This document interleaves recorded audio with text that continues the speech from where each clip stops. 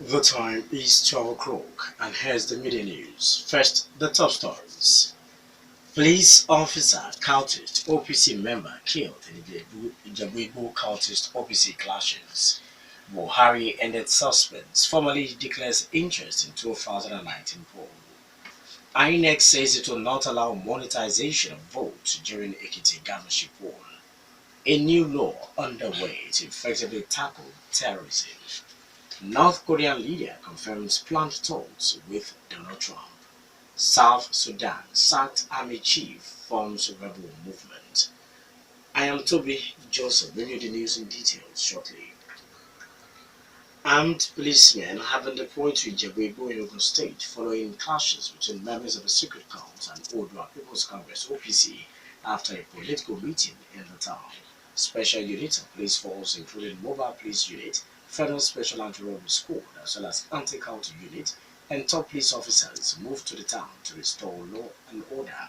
Spokesman of the State Police Command, Abimbola Oyemi, says 3 people were killed in the clash, including a police officer, a member of OPC, and a suspected cultist, but witnesses say about 6 people died in the clashes. Several people were also injured in the clash, which began on Sunday evening from a political gathering, earlier addressed by a PDP leader in the state, Senator Bruji Kashamu. There were sustained gunshots throughout the night in the town as the two groups engaged each other in bloody clashes across the town. The fight resumed early on Monday, forcing shops and banks to hurriedly close for the day, while the streets were deserted.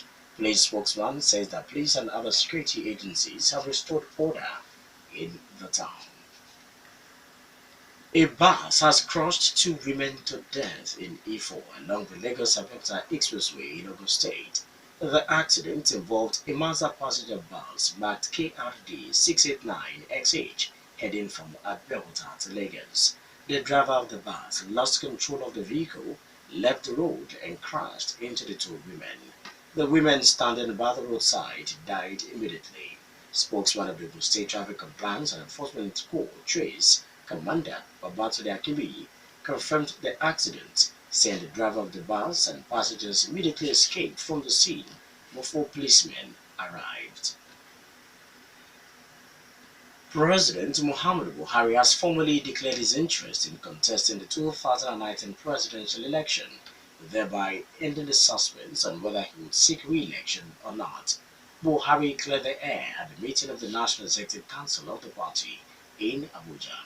The president explains he's seeking re-election following clamor by Nigerians that he should contest the 2019 polls. Buhari explains he wants to hold the council first but notifying it of his decision to seek re-election. Governor Simon Leong addressing his men at the end of the meeting, which lasted an hour, confirmed that Buhari told party leaders he would seek re-election. For the appeal by several members of the society, the party, and everybody that he will contest this election. President Buhari has for months kept in suspense APC leaders, including governors, who have been mounting pressure on him to speak out if he seeks to join the 2019 presidential race.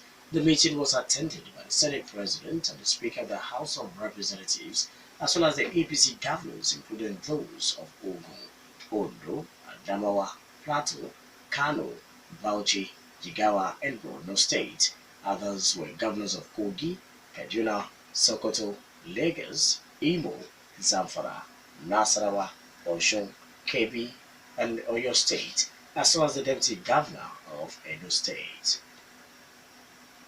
Joint Admissions and Matriculation Board (JAM) says it will reschedule another examination for some of the candidates who wrote the 2018 Unified Tertiary Matriculation Examination (UTME), whose results have been withheld.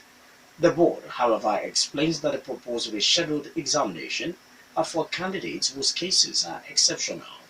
JAM spokesman Dr. Fabian Benjamin, who made this known to newsmen, says such candidates being considered will be contacted before the proposed examination. Benjamin also says that JAM is still working to release some of the UTME results. He asked 2018 UTME candidates seeking to change their choice of institutions before the 2018 and 2019 admission process begins to visit the board's website. The Independent National Electoral Commission (INEC) says it will not allow the monetization of votes during the forthcoming Ekiti State governorship poll. INEC National Commissioner in charge of Oyo, Ekiti, and Osun State, Solomon Shoyabi, gave this indication at a stakeholders forum in Ado-Ekiti. Shoyabi assured that the July 14 poll will not be cash and carry basis, as was the case in the Edo, Anambra, and Ondo State governorship polls, which, according to him, was largely monetized. According to him, politicians offered 5,000 naira for a vote during the polls in the three states. The INEC commissioner explained that the agency is working with security agencies to prevent such occurrence in the July 14 governorship poll in Ekiti State. Nigerian Army has set up a high-powered committee to investigate an allegation made by the former Defense Minister, General Theophilus Danjuma, that troops are colluding with armed militants and headsmen to kill farmers in the Middle Belt region. The committee, inaugurated by Army Chief of Staff Lieutenant General Toko Boratai, is headed by Major General John Noven. Boratai told the committee that Danjuma's allegation on the national burning issue must be investigated thoroughly. Other members of the committee are Brigadier Generals Saka Bubukar, Sani Mohammed, Kayode Olajide, Alexander Ridley, Stanley Eze, and Colonel Gambo Mohammed. The presidency says a new law is underway to effectively cope with the rising challenges of terrorism in the country. Justice Minister Abubakar Malami gave this indication at the opening of the regional workshop on prison intelligence in a counter-terrorism context in Abuja. The proposed law, Terrorism Prohibition and Prevention Bill, will replace the current Terrorism Prevention Act 2011, amended in 2013.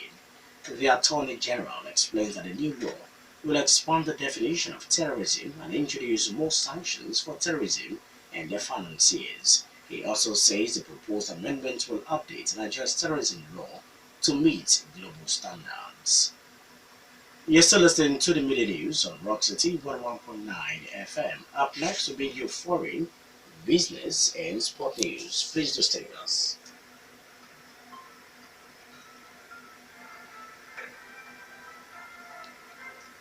North Korean leader Kim Jong-un has publicly acknowledged talks with the US for the first time. US President Donald Trump agreed last month to talks with Mr. Kim, but North Korea had been silent on the summit. Mr. Kim mentioned the prospect of dialogue between North Korea and the US at a meeting of party officials. Details of the proposed meeting, including timing, remain unclear. On Monday, Mr. Trump said he planned to meet Mr. Kim in May or early June. It followed report from unnamed U.S. administration officials that the U.S. was in contact with North Korea in preparation for the talks. The unexpected announcement in March that talks were to take place so swiftly surprised many observers who said summits of this kind typically need months of planning and negotiations. US President Donald Trump has promised a forceful response to the alleged chemical attack in Syria as Western leaders consider what action to take. He told reporters that the US have a lot of options militarily and that the response will be decided shortly. Mr. Trump also discussed the incident with French President Emmanuel Macron late on Monday, and both leaders expressed a desire for a firm response. UK Prime Minister Theresa May has said she utterly condemns the barbaric alleged chemical weapons attack and called for backers of President Bashar al-Assad to be held to account. The condemnation from Western leaders follows a tense meeting at the UN Security Council in which the US and Russia traded harsh words over the incident. Russian Representative Vasily Nebenzia said the alleged attack was staged and warned that US military action in response could have grave repercussions. South Sudan's former army chief, Paul Malong, has formed a new rebel movement. Mr. Malong fell out with President Salva Kiir last year and was sacked from his post in May 2017. He was then held under house arrest for 6 months. Despite this, he remains one of South Sudan's most powerful men with influence in the military, politics, and business. He's accusing President Kiir and those around him of massive corruption and leading the nation to bankruptcy. Mr. Malong says he intends to bring South Sudan's security crisis under control and steer the country towards democracy and development. He wants to join in the next round of talks between the government and opposition, which will be held in Addis Ababa, Ethiopia, later this month. However, he's making these statements while also announcing a rebel movement. These ambitions that the government feared last year when it placed him under house arrest, accusing him of planning to mobilize militants for a rebellion. The UN has also accused Mr. Malong of coordinating ethnically motivated attacks against civilians during South Sudan's 2013 civil war. In business, GT Bank plc has declared a final dividend of £2.40 per share to its shareholders for the financial year ended December 31, 2017. The dividend payout to shareholders is now £2.70 per share against £2 paid in 2016. The proposed dividend, according to the bank, will be tabled before shareholders at the annual general meeting coming up on April 10 in Lagos. The bank, in its auditor report, recorded profit after tax of £170.45 billion against £132.29 billion in 2016. Also, the turnover of the bank hit £419.2 billion in 2017, in contrast with £416.6 billion in 2016. Finally, in the media news, sport news. Team table tennis has won Nigeria the first medal at the ongoing Commonwealth Games in Gold Coast, Australia. The trio of Olajide Omotayo, Bode Abiodun and Segun Toriola earned silver for Nigeria after they lost in the finals 0-3 to India's Sharath Achanta, Safiyan Sekaran and Hamid Desai. The team had defeated England 3-2 in the semi-finals as the Europeans won the bronze, beating Singapore 3-0. Meanwhile, in the shot put event, Chukwuebuka Inekwechi set a new personal record after throwing a distance of 21.14 meters to clinch second place and win silver for Nigeria. Team Nedo from Canada came third with a distance from 20.19 meters, while Nigeria's Eke Kalu finished 12th in the finals with a throw of 117.86 meters. But Nigeria could not make a mark in the men's 100-meter sprint as athlete Sheyi Ogunlewe finished fourth in the final. Ogunlewe recorded a personal season's best time of 10.19 seconds to finish behind Jamaican athlete Johan Blake, while the other Nigerian, Enoch Adegoke, finished seventh with a time of 10.35 seconds. That was the mini news, and just before we go, the major stories once again. Police officer, cultist, OPC member killed in the Jabuigbo cultist OPC clashes.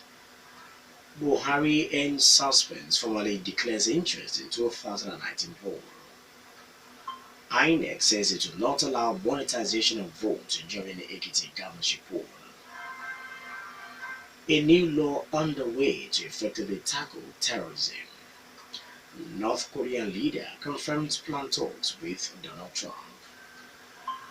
South Sudan SAT Army Chief forms a rebel movement. For more stories and to listen to us live, please log on to our website www.rockcityfmradio.com/live. Thank you so much for listening. I am Tobi Joseph. Good afternoon.